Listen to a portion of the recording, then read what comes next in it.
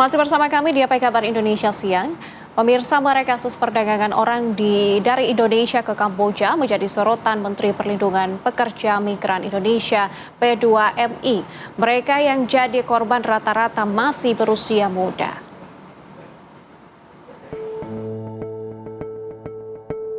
Korban-korban perdagangan orang ke Kamboja terus berjatuhan. Mulai dari mereka yang masih terjebak di sana, mereka yang berhasil selamat, sampai mereka yang pulang tinggal nama dan bahkan yang tewas namun belum bisa dipulangkan. Menurut Menteri Perlindungan Pekerja Migran Indonesia P2MI, Abdul Qadir Karding, mereka yang menjadi korban tersebut berangkat melalui prosedur ilegal.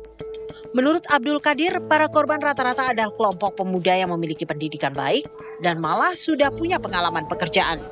Mereka tergiur ke Kamboja karena iming-iming pendapatan besar.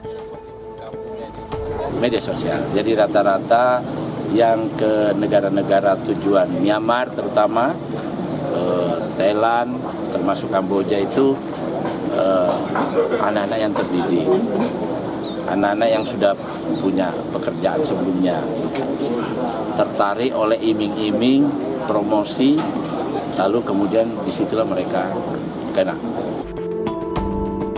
Meski Menteri P2MI menyebut rata-rata korban terjerat oleh media sosial, kenyataannya banyak pula korban yang ternyata dibawa ke Kamboja untuk diperdagangkan melalui orang-orang yang mereka kenal. Salah satunya adalah almarhum Soleh Darmawan yang berangkat ke Kamboja karena tawaran dari temannya yang ternyata menjual Soleh ke Kamboja. Awalnya Soleh ditawari bekerja sebagai koki di Thailand. Dari Sleman, Daerah Istimewa Yogyakarta, Andri Prasetyo TV One mengabarkan.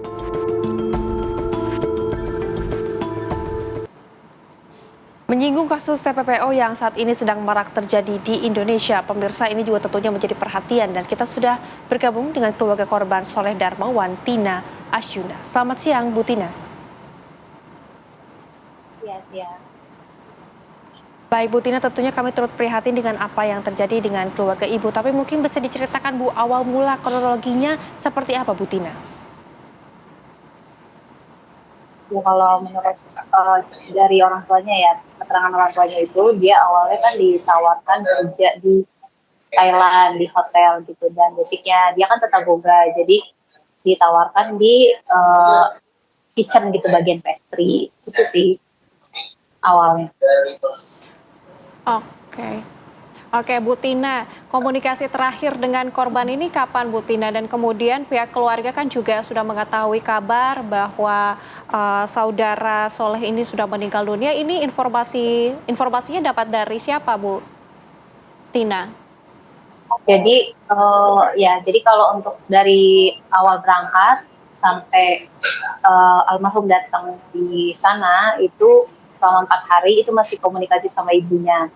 Tapi setelah 4 hari itu tidak ada komunikasi lagi, kontak.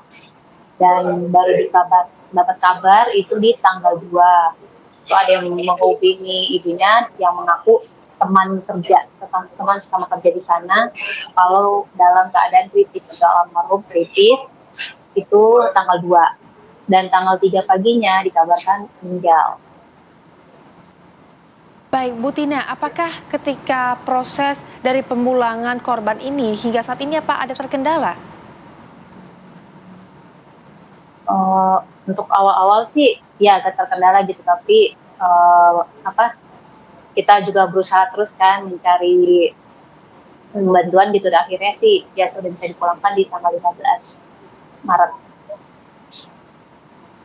Oke, Bu Tina, kabarnya pihak keluarga ini melakukan pelaporan ke Polda Metro Jaya untuk melaporkan kasus kematian korban di Kamboja. Apa perkembangannya, Bu? Ya untuk saat ini sih kita baru hanya membuat laporan, ya sudah resmi kita mengajukan laporan. Baik, apakah ada rencana untuk mengotopsi jenazah korban ke depannya, Bu Tina? Kalau untuk itu kita sih belum tahu ya, kita mengikuti perkembangan dari polisi aja gitu, bagaimananya, karena kita ikuti untuk nanti perkembangan selanjutnya. Oke. Bu Tina, kabarnya kan yang tadi dari penjelasan Bu Tina sendiri bahwa korban ini dijual oleh temannya. Saat ini temannya di mana, Bu? Apakah pihak keluarga mengetahui keberadaan dari temannya ini? Kalau untuk dijual kita juga nggak tahu ya itu ya, cuman intinya kan kalau dari kita nih dia ditawarkan kerja gitu. Untuk masalah jual menjual kita kurang paham juga gitu kan untuk kerja seperti apa. Tapi kan yang kita tahu dia berangkat ditawarkan untuk kerja di sana gitu. Baik Bu Tina, tapi apakah dari pihak keluarga sendiri pernah menghubungi ataupun mengenali temannya yang mengajak korban ini kemudian bekerja di sana seperti apa? Ya, iya karena memang Tidak teman mengetahui? dekatnya gitu, teman almarhum sendiri. Oke. Iya, Teman dekat teman gitu ya? almarhum. Oke, Bu Tina, barangkali dari pihak keluarga ini apakah mengetahui ada korban-korban lain yang memang juga berkomunikasi juga dengan keluarga Mbak Tina, Bu Tina? Oh, kurang tahu, saya nggak tahu. Oke. Hingga saat ini keterangan dari pihak kepolisian sendiri seperti apa, Bu? Belum sih, belum ada karena kan baru ini ya menerima laporan dari keluarga aja. Sejauh ini baru itu. Dan akan dikembangkan. Oke. Oke. Ibu, dari pihak keluarga sendiri untuk harapan ke depannya seperti apa, Bu, yang diharapkan dari kepolisian, pihak kepolisian ini? Ya kalau untuk almarhum sendiri kan kita sih ingin ini aja ya keadilan untuk almarhum gitu untuk lebih jelas lagi biar keluarga juga tenang sebetulnya meninggalnya itu karena apa gitu. Untuk itu aja sih. Dan kalau untuk menyeluruhnya sih kita berharap tidak ada lagi gitu perdagangan orang atau apapun ya gitu, atau intinya keberangkatan secara ilegal dan gitu. Dan untuk mungkin kita berharap bisa lebih diminimalisir lagi gitu, mungkin edukasinya mungkin untuk masyarakat gitu tentang perdagangan orang seperti apa, terus perdagangan ilegal atau bekerja secara ilegal itu seperti apa, resmi seperti apa gitu. Karena saya juga yakin sih kayaknya masih banyak ya yang belum paham gitu antara ilegal dan resmi itu seperti apa gitu. Dan visa kerja dan visa turis itu banyak orang yang mungkin belum paham. Gitu aja sih sebenarnya. Tentunya masih banyak yang belum paham dan ini juga menjadi salah satu kewaspadaan bagi kita semua ya. Iya. Ibu Tina mungkin bisa diceritakan sedikit mengenai almarhum ini ketika semasa hidup begitu, seperti apa kesehariannya dan juga perilakunya seperti apa? Ya kalau untuk kesehariannya sih anaknya emang ceria gitu, emang motivasinya tuh tinggi gitu, dan cita-citanya juga tinggi gitu. Makanya mungkin saat yang mengajak ini adalah teman dekat gitu, pasti kan almarhum mikir dong, gak mungkin lah temannya ini mau menjerumuskan atau seperti apa gitu kan, dan dijanjikan juga gaji lebih besar daripada di sini ya gitu. Dan mungkin itu yang bikin almarhum tergerak. Oke.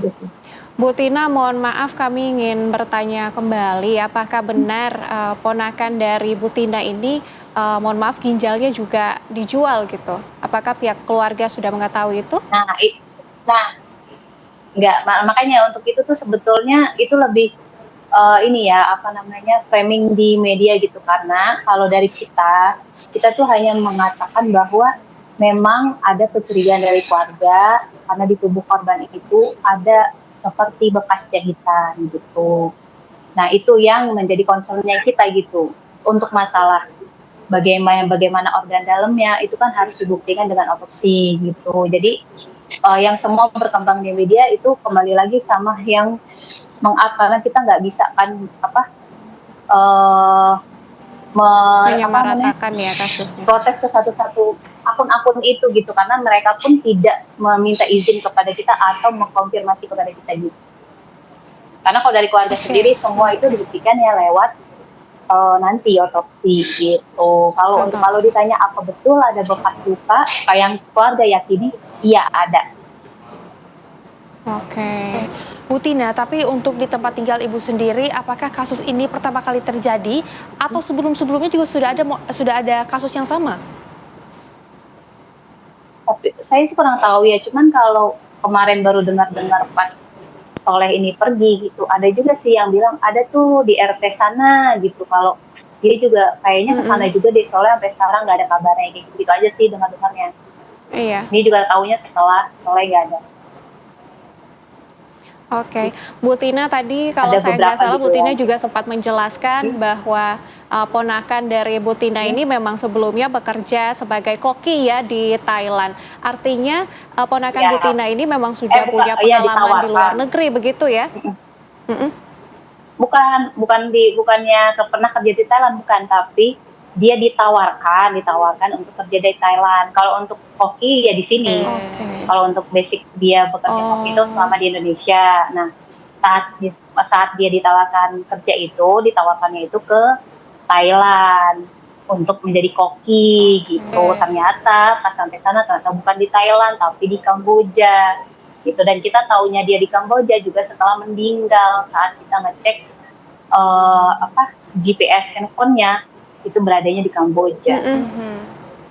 Baru ditawarkan artinya ya untuk menjadi koki di betul betul. Kamboja. Jadi modusnya Ya, untuk penawaran kalau- kerja. Betul sekali.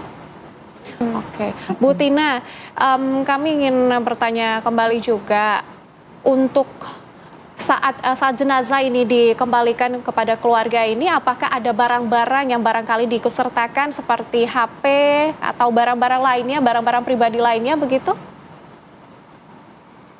Ada sih barang-barangnya dipulangin, kayak baju gitu, Oke. kalau paspor saat jenazah pulang kan itu dikembalikan, tapi kalau barang-barang lainnya itu menyusul di hari berikutnya, di minggu berikutnya. Oh, oke. Bu Tina, kasus ini kan kemudian mencuat ya ke publik, viral juga, banyak sekali masyarakat yang tentunya ikut sedih begitu mendengar dengan kabar ini. Tapi Bu Tina, apakah sudah ada informasi dari pihak pemerintah mengenai hal ini? Sudah, karena juga saat pelaporan kita didampingi sama BP3MI dan juga BP2MI. Oke. Bu Tina, terima kasih untuk kesediaannya dan juga penjelasannya bersama kami di Apa Kabar Indonesia Siang. Tentunya kita berharap agar keadilan bisa didapatkan oleh keluarga dan juga ponakan dari Bu Tina. Terima kasih Bu Tina, selamat beraktivitas kembali.